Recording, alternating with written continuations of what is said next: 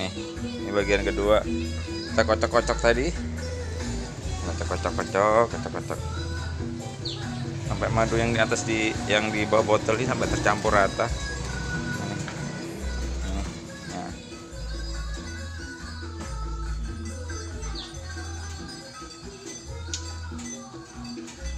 Kita aduk-aduk, kita goyang-goyang, kita goyang-goyang. Nah, warnanya seperti ini.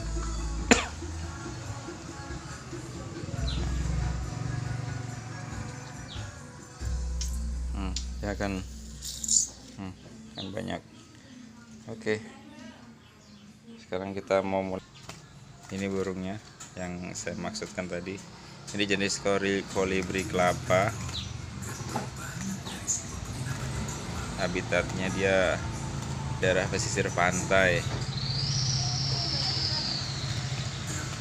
Dia ada punggungnya warna ungu dan dadanya putih.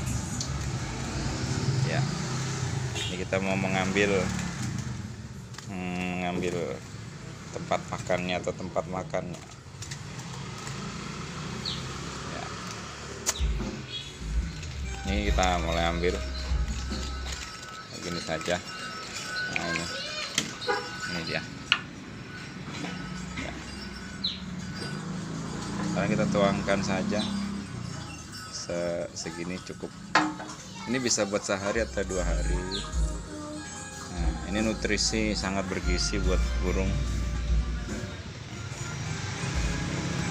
Dia akan merasa senang seperti makan madu.